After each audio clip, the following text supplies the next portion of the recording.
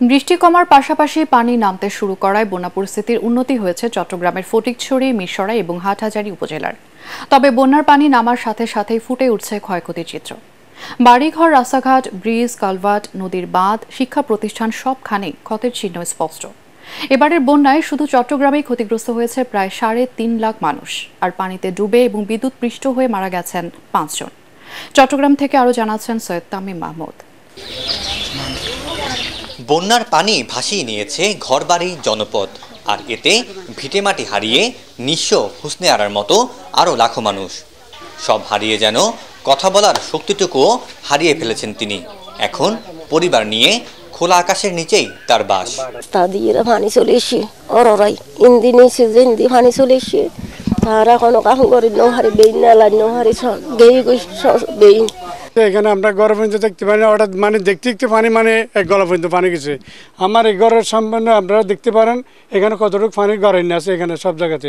৫ বছর হয়েছে আমার জীবনে এরকম পানি আর দেখিনি আমরা কোনো সময়।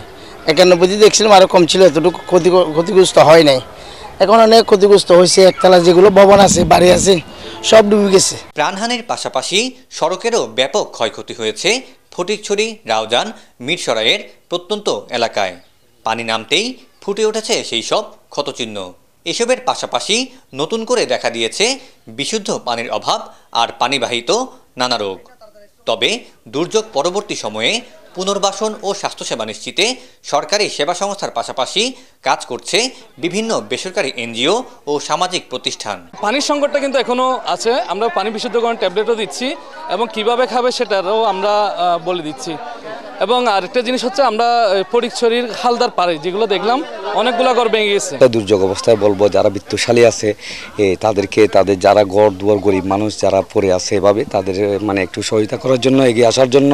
চট্টগ্রাম জেলা প্রশাসন জানিয়েছে এবারের বন্যায় শুধু মিরসরাই ও ফটিকছড়ি উপজেলায় ক্ষতিগ্রস্ত হয়েছে প্রায় ৫৯০ কিলোমিটার রাস্তা, আর ব্রিজ ক্ষতিগ্রস্ত হয়েছে ১২৫টি।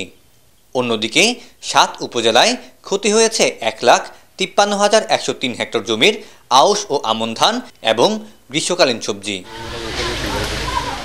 সৈয়দ তামিম মাহমুদ, ATN বাংলা, চট্টগ্রাম।